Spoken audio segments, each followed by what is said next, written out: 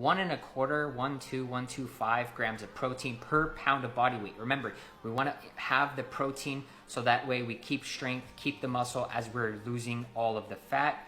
We don't want to lose any muscle, we just want to lose fat. This is a short sprint of fat loss, and then we're going to go back into maintenance or in a bulking phase. So now let's talk about your dietary fats. So dietary fats I like to keep at 0.3. So if you're a 150-pound person, 0.3, so you'd be eating around 50 grams of fats per day.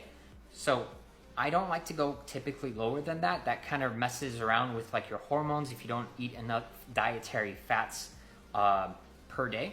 So you can do it, mess around with a little bit less, but you do want to crank those fats back up as you come off of the mini cut. And carbs are the ones that are going to be suffering the most. For me personally, I cut those out and I basically have those around my workouts to fuel my workouts, but it's not going to be that much.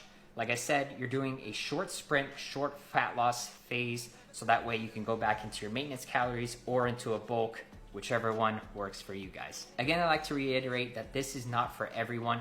This is a tool that you use coming from a bulk to just shed off some weight. Let's say you were at 15% body fat, you bulked up, you gained some weight, you gained some size, and now you're at 18, 20% body fat. You go on a mini cut and you shed off that unwanted body fat, and then now you're back down to 16, 15, hopefully back down to 15, but you kept the muscle, kept the strength, so now you can go back on your bulk for another 3 months, whatever, however long your bulk is. Another tip is you don't want to be doing this all the time. You don't want to just be like bulking for a month and then going on a mini cut. And every other month you're on a mini cut, mini cut, mini cut, mini cut. There's going to be times where you have to put on a little bit of weight. You're going to get a little chubby if you're going to put on some muscle. That's part of the process. Just get uncomfortable with being comfortable, or get comfortable with being uncomfortable in terms of your body weight.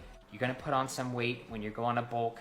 It's going to be some hopefully minimum amount of fat, but you are going to put on a little bit of fat when you're going to try to put on muscle.